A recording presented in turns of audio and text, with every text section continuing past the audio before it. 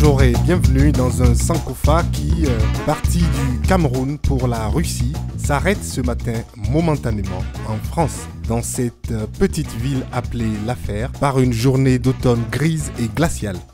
À côté de la caserne en briques rouges de l'ancienne Académie d'artillerie, un groupe inhabituel s'est rassemblé pour assister au dévoilement d'une curieuse plaque apposée pour honorer un ancien diplômé de l'Académie.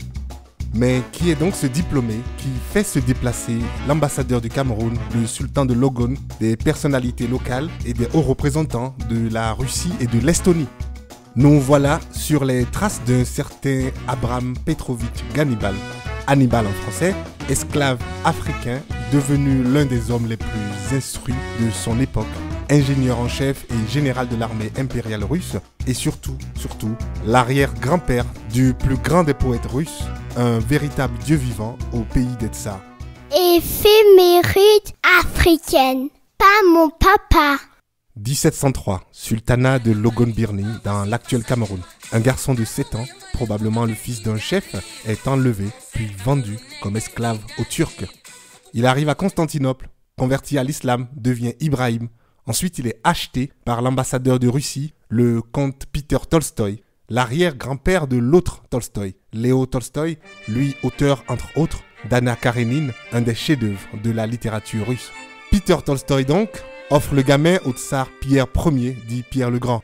Alors âgé de 8 ans, Ibrahim devient Abram dans la religion orthodoxe russe. Et donc Abram Petrovitch est le valet de chambre de l'empereur lors des diverses campagnes et voyages militaires du tsar.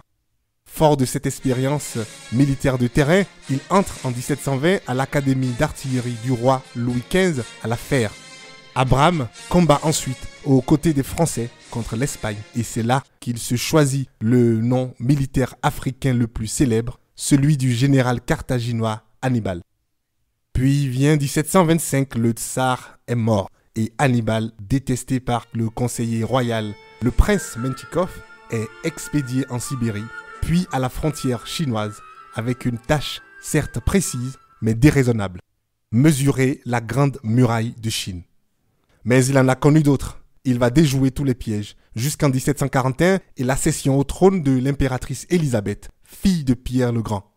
Il devient alors commandant militaire, puis est promu au rang de général, supervise divers projets tels le canal de Ladoga près de Saint-Pétersbourg, ainsi que des forteresses russes à travers tout l'Empire.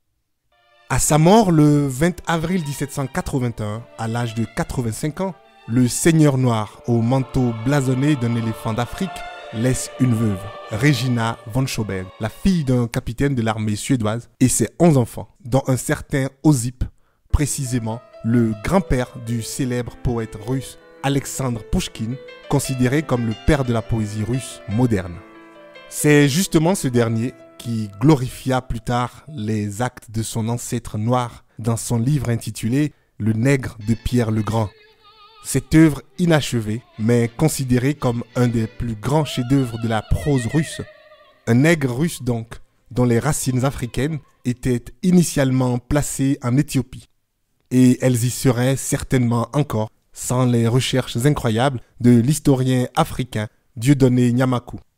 Comment cet historien a-t-il pu réussir une telle réécriture d'une histoire pourtant établie ?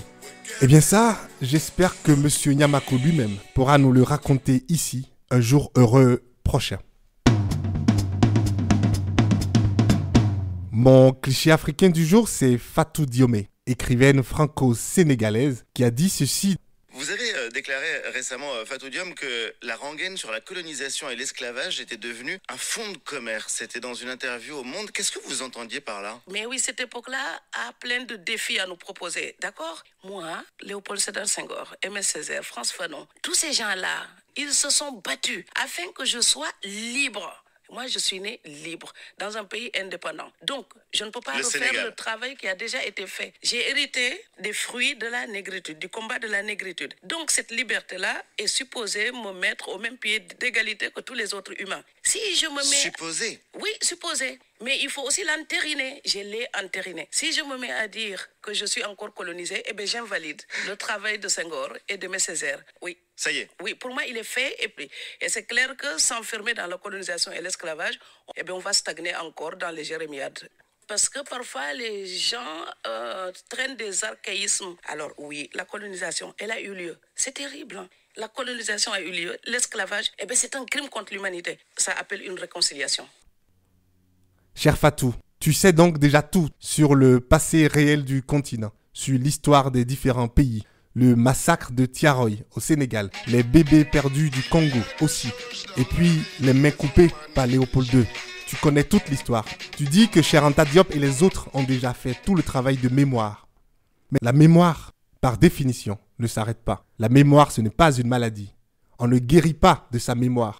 La mémoire, c'est ce que fait actuellement le Sénégal dans les 2728 pages des 5 volumes déjà publiés de l'histoire générale du Sénégal.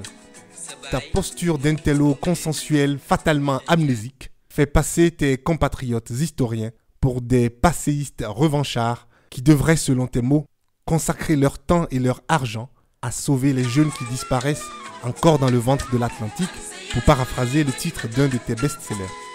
Sache, Fatou, que malheureusement, réécrire l'histoire de l'Afrique est une tâche immense et inachevée, et qu'il reste tant à faire pour enfin pouvoir un jour, comme dit ce proverbe de chez toi justement, transmettre non pas des cendres à tes enfants, mais plutôt le feu de la créativité, le feu de la fierté, de la culture, de l'identité, le feu de la vie tout simplement.